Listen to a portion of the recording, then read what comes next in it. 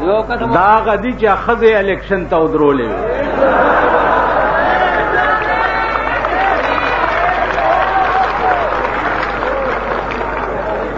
تاسو پوه شوئ؟ تاسو ټول عمر زمونږ په دې چغو او زمونږ په دې غړو غړو خبرو باندې غلط شوي. اوس تاسو وکته مشرف ته دې ډېر ډېر مبارکي. د امریکې او د یورپ په تاریخ کې دومره پرسنٹ ښځې نه دي پاس شوي لکه په پاکستان کې چې شوي.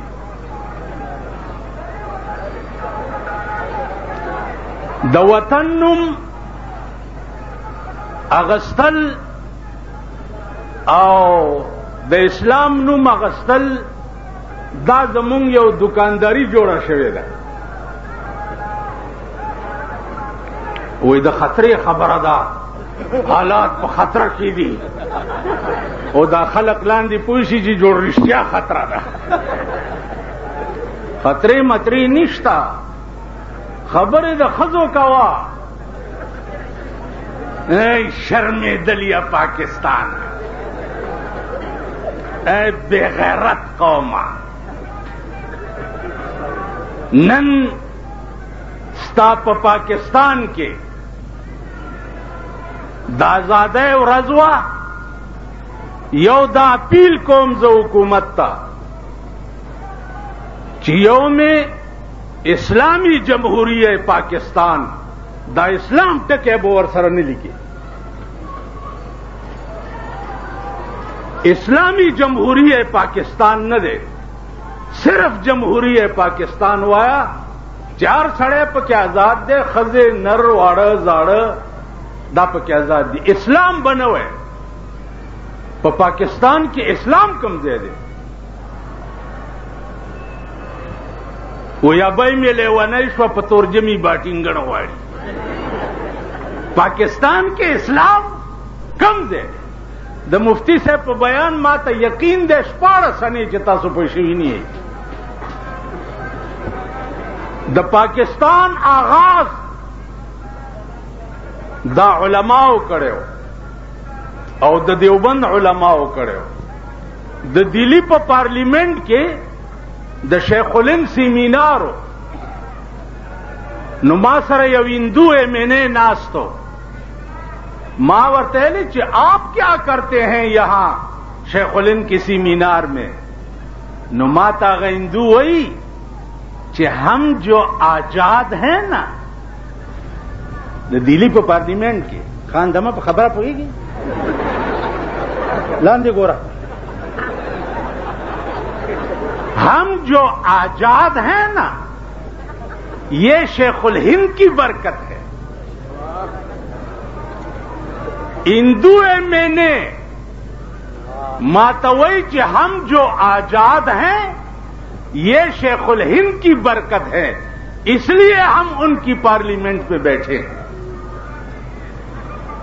ہندو تروسا پورې دا منی چې زمونږ آزادی د علماء دیوبند برکت ته.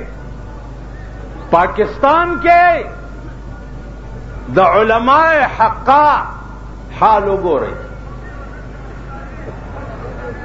یو خبره درته وکم، مفتی صاحب ډېر مزیدار بیان دی تقلید او غیر مقلدینو باندې وکړو.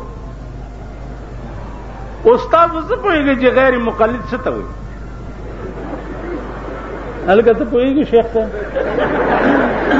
مذهب بتاوایي مذهب غیر مقلد څه ته وایي؟ اوس تاسو چې لاړ شئ یاره خو صحیح کې زبردسته جلسه وه، ډېر خلک وو. مفتی صاحب څه وویل؟ یاره پوه نه یم خو څه ووایي نو. بجلیګر مولا پکې څه اړتو پړتو وویل. یاره بس صحیح کې خو نن ستا آزادی د علماء برکت ته. تاسو څه وکړه؟ د پاکستان د آزادۍ دا مطلب و چې ښځې دي ټولې بار روزي. الله پاک دې سیاسی لیډران یو سحر کوي او بل دې ماښام کوي، یو سحر کوي او بل دې ماښام کوي. وای امین. اٹھ کلو ځوانا مرګ. وای امین. یو سحر کوي او بل دې ماښام کوي. الله دې مفتی محمود غریق رحمت کی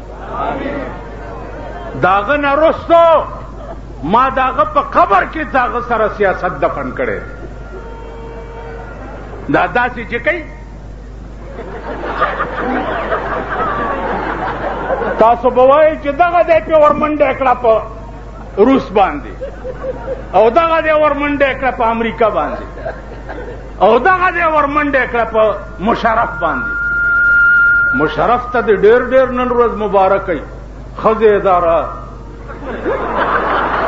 اوشو که نه پړک وهئ لاسونه ټول شرمېدله.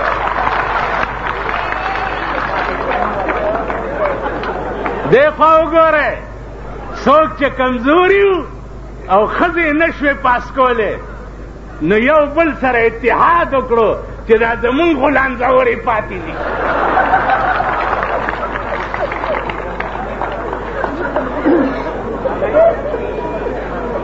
بیګا راسې پرون ټوله ورځ نن ټوله ورځ زما سترګې اوښلېدې دې رذیل قوم ته په کتو باندې.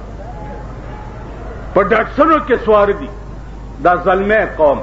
الله دې اول زما او ورپسې ستاسو بچی بلوغ ته نه رسي